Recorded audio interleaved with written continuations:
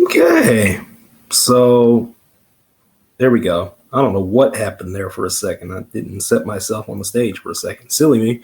Tricks are for kids, but it's okay though. It's okay. We have another week of college football. We have another week of NFL. Things happened this past week. Let me tell you. I'm gonna start with the NFL first this time. I feel like I haven't done that, so I'm gonna start with the NFL first. Same thing on the tickers last week. Don't ask me about this primetime slate. Just don't ask me about it. Don't ask me. We all knew the Broncos were pretty much inept on offense, and they're playing the Raiders, and obviously the Broncos beat the Raiders to stay fully in front of the AFC West at the moment. And it's like it was one of the worst games I think anybody could have watched. One of the worst ones. A couple missed field goals in this game that could have went the Raiders' way. Turnovers, bad play calling, the works. It was rough. Colts had to survive in Berlin against the Falcons. Like what do you mean Drake London went off? I mean, Tyler Warren's still good and everything like that. And Daniel Jones, has been kind of inconsistent last 2 weeks. But hey, the Colts get a well-deserved bye, after this, and are currently the number one seed in the AFC. Currently anyway. Jets beat the Browns. Okay.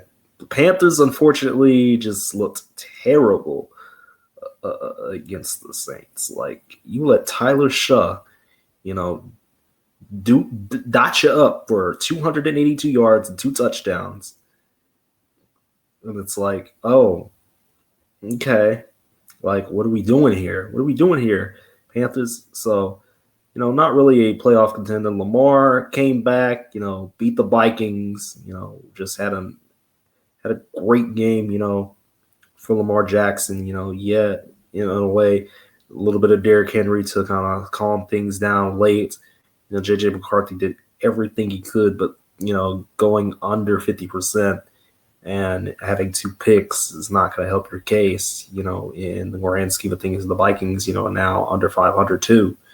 So the Ravens, now are only trailing by a game in the AFC North. And that leads us to the other point of discussion, as far as what in the world happened here. The Chargers are injured on the offensive line. They held them back. This team is very confusing. This Pittsburgh Steelers team is very confusing.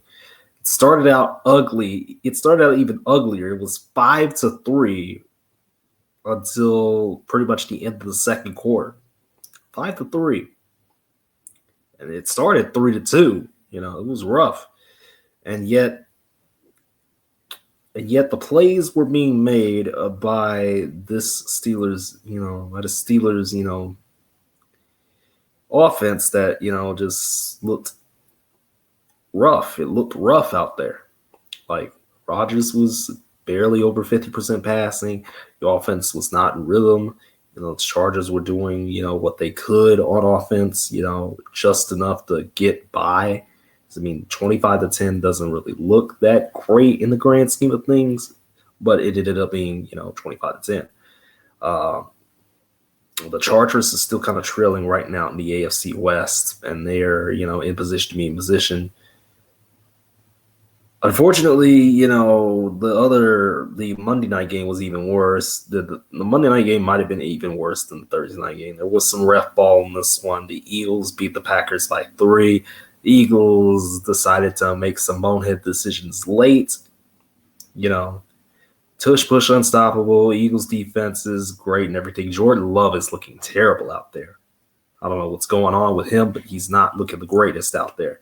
And it's like, the something's got to give. The Packers were, like 2 to 3 weeks ago, they were the number 1 seed in the NFC. And now several head-scratching losses have them crashing back down to earth.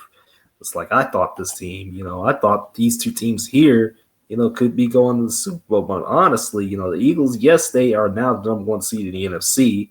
But at the same time, I don't know what this offense is.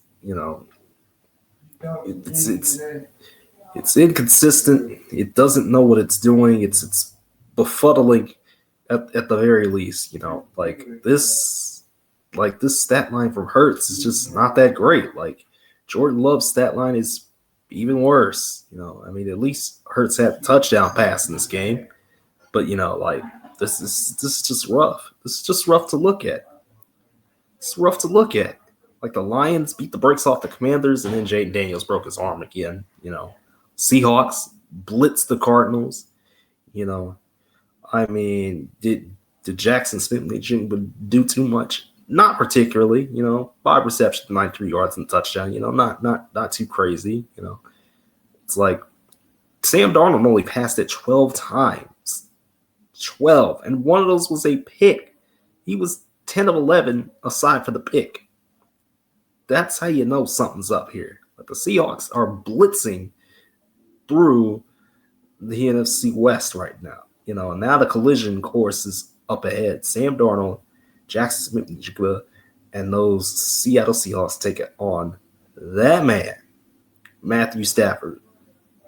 Them boys, Kyron Williams, Devontae Adams, Puka Nacua, a Rams offense that is finally, getting their stride, setting their stride, and after beating the brakes off the 49ers, who are pretty much inched a hecking back too, it's like, yes, Matt Jones, tried his best, with over 300 yards and 3 passing touchdowns, but at the same time, the 49ers are just reeling right now, 6-4, not in a good position to be in position. It's put up or shut up time, let me tell you. It's put up or shut up time. And the 49ers are one of those teams that, is like, whoa, we need something now. Yes, Big Purdy can come back, but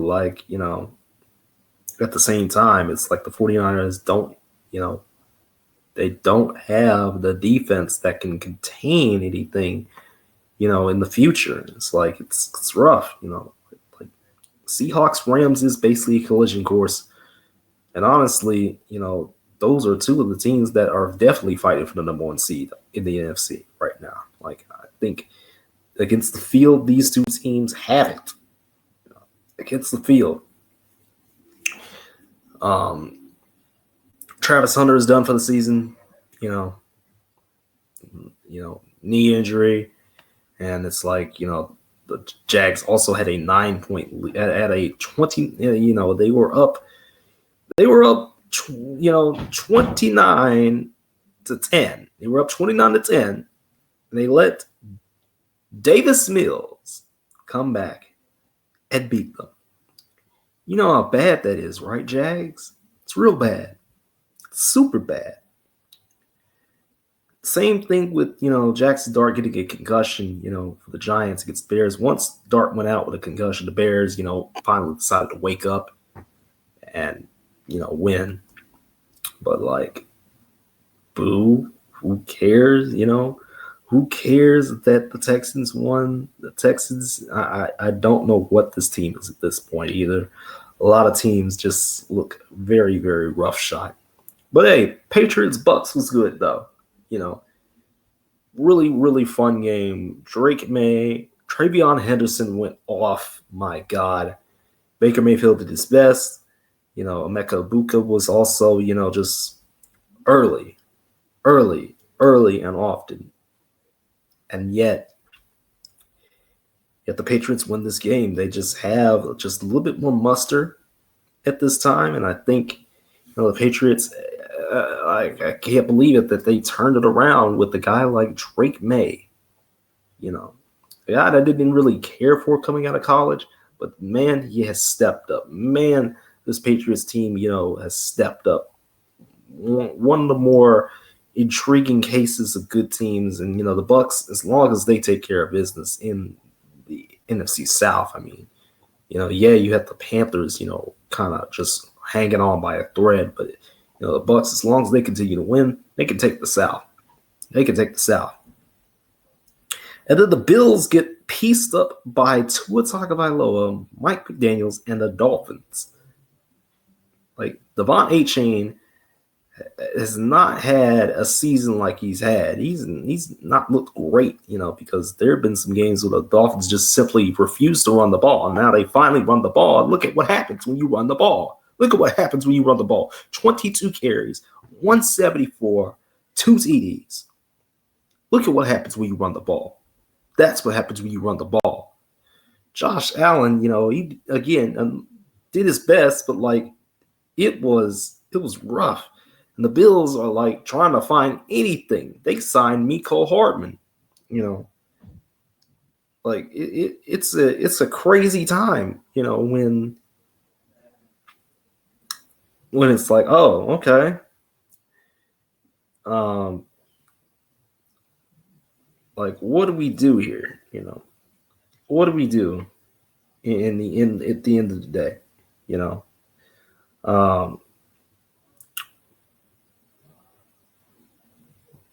On the other side of things, about a week ago,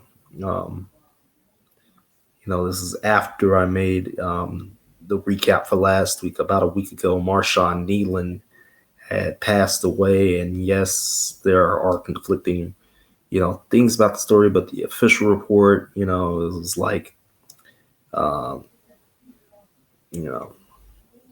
the official report, said some things which I don't want to get into because I don't want to make this super somber or anything like that. But the main thing is check up on your people. That's really the only thing I can say.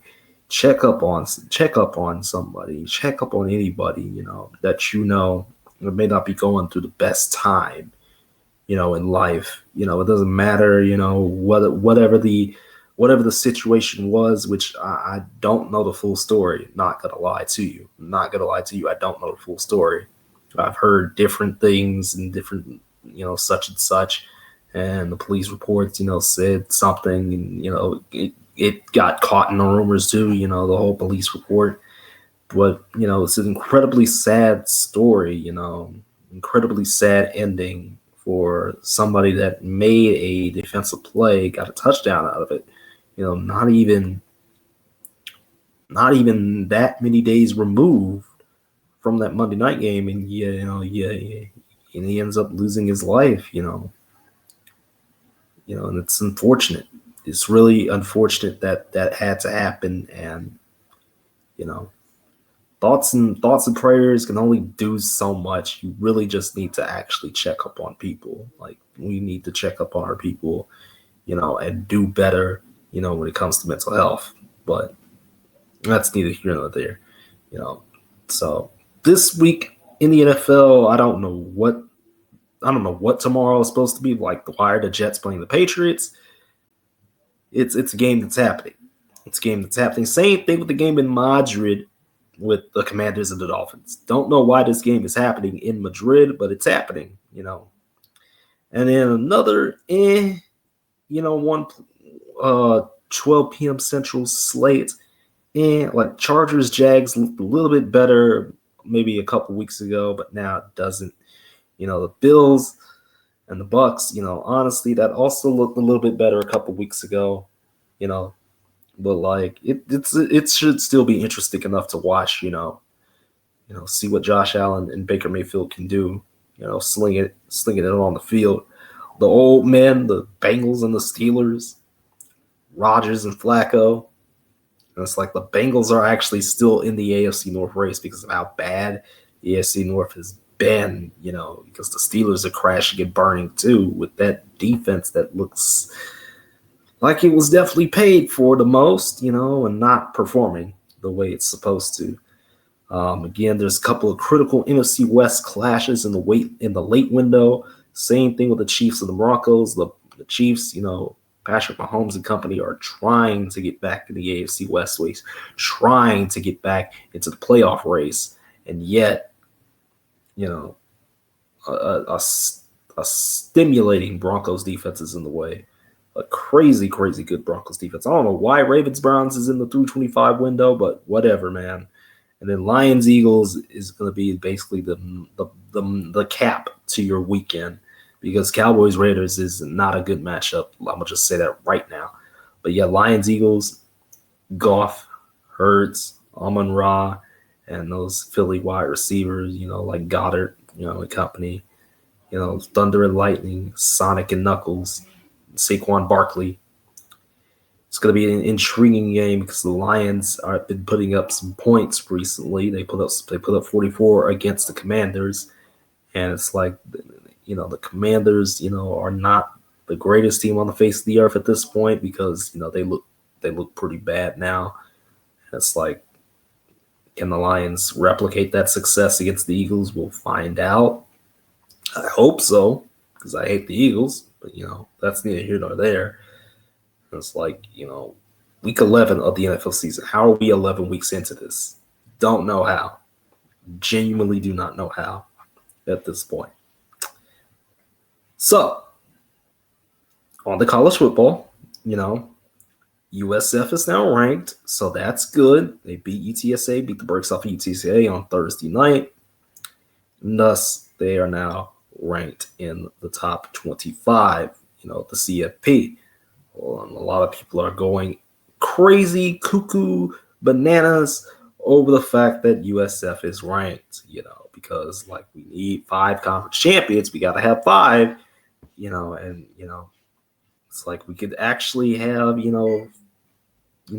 3 power conference champions and 2, group of 5 teams. We could have that eventually because the ACC decided to poop the bed because what in the world happened here? Wake Forest beat Virginia 16-9 in an ugly game. Cal, with Sakapatele, they're he's a freshman, right? I think he's like a freshman quarterback. And they beat Louisville in overtime. It's like, wow, ACC. Wow. Georgia Tech. Well, they lost to NC State, the week beforehand. And, it's like, wow, guys. Wow. What are we doing here? And now Miami is now the highest ranked ACC team, which doesn't make any sense. It doesn't make any sense to why Miami is above Georgia Tech. But whatever, because they don't even, or rather, in the current projected bracket, the current projected bracket has Miami in. The bracket has Miami in. Never mind the 2 losses that Miami has. Never mind that they don't even lead the ACC at the moment. It is what it is at this point. It is what it is. Bama, another ugly performance. This team has had some ugly performances recently, and yet they continue to win. But, it was LSU, though. Notre Dame beat the brakes off of Navy. We kind of knew that Navy was going to collapse at this point. Once the UNT game happened, the writing was on the wall, and now Navy has USF this week. So don't know how that's going to go. Vanderbilt is also in an interesting situation. They had to survive Auburn in overtime. Diego Pavi and company have been, skating on some ice, as a team that is contending for the CFP.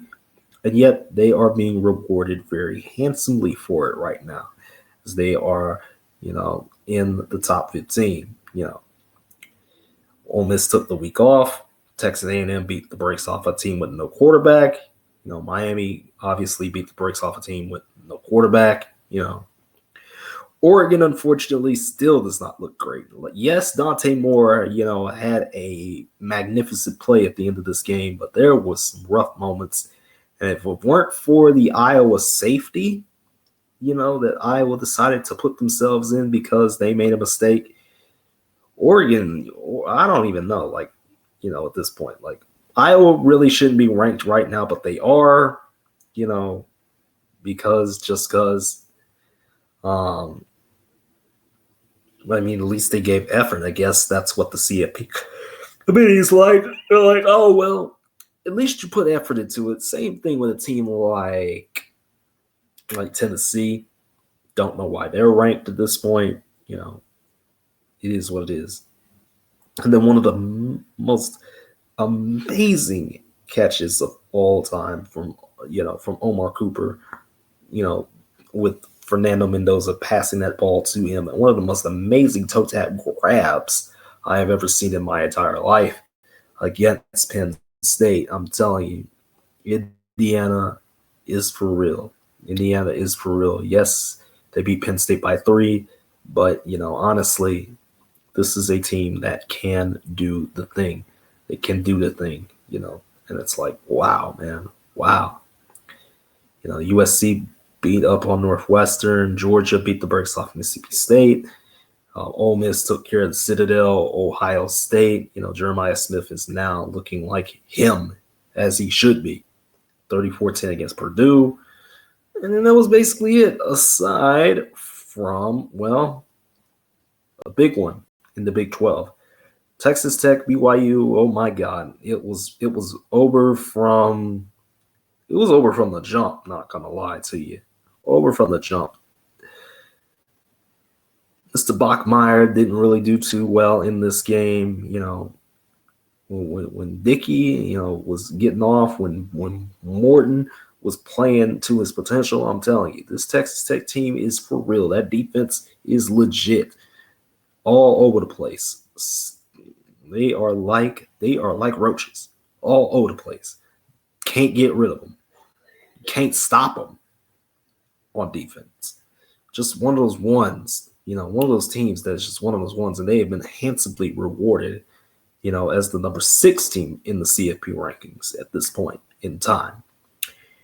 I know a lot of people are, like, okay, well, let me go back a little bit to the, the whole 2 group of 5 thing, 2 teams in the group of 5.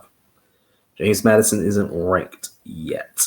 A lot of people in the American, on the American side of things, like USF Twitter, North Texas Twitter, what are we getting angry about? What are we getting mad about? Your schedules are very similar. Your SOS is very similar. The wins, themselves are very similar, But Arkansas, garbage. But Florida, garbage. Come on now. I don't care if it is a Power 4 win. Those 2 teams are garbage, bro. You can't just say, this and that, and try and float it as something different than it already is. It's like, no.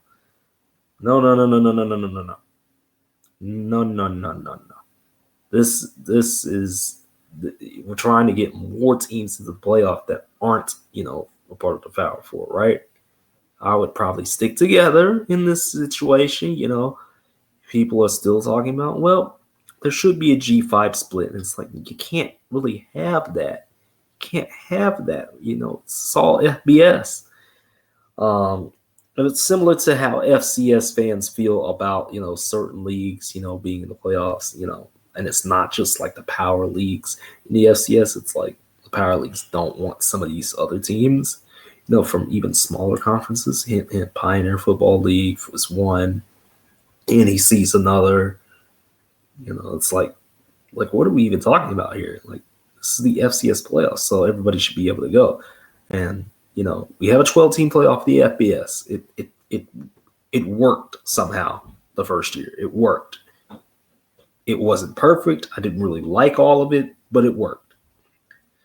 Now we're still whining and complaining about the wrong things here. We're still whining and complaining about stuff that does not need to be complaining about, because it'll all sort itself out over the course of the season. The American is not even close to settled yet. It's not.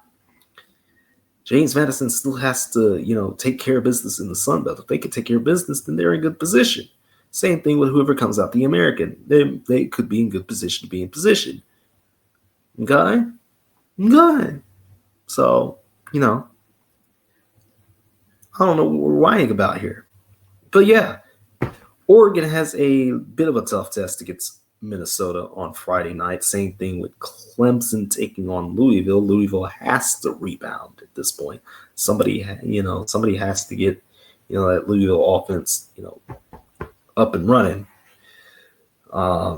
Again, South Florida takes on Navy. Big one in the American. If South Florida does not win this game, somebody else on the American or James Madison will be ranked in the CFP come, next Tuesday. Wisconsin, they extended Luke Fickell. I don't know why they extended Luke Fickell, but Wisconsin extended Luke Fickell. Why what are we doing here? I don't know why this man got extended. I hate that this man got extended. This Wisconsin team looks dreadful. They are dreadful. If Indiana doesn't do anything other than win by 30 plus, I don't know what we're doing. I don't know what we're talking about here. Cincinnati's playing Arizona, should be an interesting one. Same thing with A&M playing South Carolina. Can Marcel Reed and that Aggie defense continue to do what they do best? Game day is coming to Pitt and Notre Dame. Oh boy. You have a freshman that is playing, like fire. Mason Heitschnell. He's playing very, very good football right now. Pittsburgh has been rewarded with a number 24 rank. Actually, no, they're number 22 right now. They're number 22. So it's a 9 versus 22 matchup. A big one for game day. A big one, for the ACC's chances because Pitt has a tough road ahead, with Notre Dame and then Georgia Tech. Michigan State is on Northwestern at Wrigley Field. Iowa USC is also a big one, but it got relegated to Big Ten Network because yay. And this is another thing I want to touch on real quick is, oh my goodness, TV selections have been weirdly, astronomically bad. They were astronomically bad this week. Let me tell you. 25 games for November 22nd were placed on hold. Up to 25. It was up to 25. Because, the networks, the Big Ten networks, as in Fox, CBS, and NBC wanted to, have a little USC, UCLA, at the end of the season. They had to put the Iowa USC game on Big Ten Network. And guess what's on CBS? Penn State, Michigan State. Two teams that, have 6 losses. Both of them have 6 losses. Somebody's going to get eliminated from bowl contention in that game. It's like, what are we doing here? What are we doing here, man? This is disgusting. Nasty work. Oh my goodness. Now Duke may have 4 losses because they just lost to UConn, but they are also in the ACC race. In a way, they could take care of Virginia, and but who knows? Virginia has not looked great for a good while now, and that loss, really exemplified how bad it's been for them. Oklahoma, Alabama, big one at 2:30. My God, man, 2 struggling offenses though. This is really saying a lot, because my God, Alabama, with Ty Simpson, the quarterback, he's been efficient. He's felt like a Blake Sims type to me. I'm just saying, he's not wowed me at all. He's not wowed me. John Mateer in Oklahoma, they have not wowed me either. Yes, Oklahoma's defense is much, much better. Well, Alabama's defense is okay, okay to good, Texas Tech, if they just keep winning because UCF ain't that good, to be quite honest with you, they are 1-5 in the Big 12. You don't need to, take anything less for granted here with UCF. Miami and Georgia Tech have, interesting tests. Georgia Tech has Boston College. Miami has NC State. NC State just beat Georgia Tech. So, just putting that out there. Florida takes on Ole Miss. Don't know what this game is going to be. Florida, just got shellacked, this past week. And Ole Miss just took care of an FCS opponent in the Citadel. So, I don't know. And then Utah Baylor should be interesting. Baylor's, not a pushover, but they're not great either. Utah, is also, one of those teams outside the current bracket right now that is chomping at the bit to get back into it. Tennessee takes on New Mexico State. What are we doing here? This is almost the cupcake Saturday for the SEC. So, Ohio State, my God, they're taking on a team that is basically going to lead the Rose Bowl to SoFi in UCLA. Not a good look, UCLA. Not a good look at all. And then BYU is taking on TCU. Should be fun. Should be fun. TCU is not a pushover either. They can hang with the best of them. BYU has to rebound. Bachmeier and crew have to rebound if they want to stay in the CFP discussion. And then basically what Texas Georgia is can Texas, overcome, what happened last year to them where they lost to Georgia twice? Can Arch Manning and company, finally get over the hump with a big win? Yes, they have the Vanderbilt win, but they need this win because Texas's schedule, the last 3 weeks of the season are just it's ramping up. They get Georgia, they get Arkansas, and they get A&M. It's ramping up. And Texas could have 3 top 10 wins, top 10, top 15 wins if they play right. Gunnar Stockton and Georgia have been one of those teams, and it's like this year, especially this year in college football, there's just been a mountain of inconsistency. There's been a mountain of inconsistency. There are 3 teams that are separating themselves from the pack. That's Indiana, Ohio State, and Texas A&M. Everybody else has flaws upon flaws upon flaws. We've seen them throughout the entire season. Georgia and Texas are no exception to that. Georgia and Texas are no exception to the flaws that we've seen throughout the entire course of the season. And this Georgia team, they can score. They can do things on offense. They can be consistent, but it's just they choose not to be. Same thing with Texas. They can play really good defense. They can, have, some semblance of offense, but they just choose not to have that. In this game, if Texas loses, they're out of the CFP discussion. They're out of the SEC championship discussion altogether, for the most part. Because, 2 losses in SEC play is just going to doom you at this point. Georgia, if they lose this game, sheesh. The fraud allegations, let it begin again, Kirby Smart. But yeah, that's going to do it for me. Week 12 it's here. We made it. We made it to week 12 somehow. I don't know how we made it, but we made it. Inconsistency everywhere, but that's just how, the football I love operates, both college and the pros. Just inconsistent, rough to watch at times, and yet there's still some thrilling, crazy cases, at the end of the day. Another wild week came and went, and now this one is going to be even more wild. I can't wait for it. What are your thoughts on this week? Do you have any matchups you want to see that's interesting? I don't know. We'll find out. We'll come back to you very, very soon with more content. So just stick around, everybody. Stick around. If I can, press the end record button, it won't let me. There we go. There we go. I would cut that out, but I'm not going to. Yeah.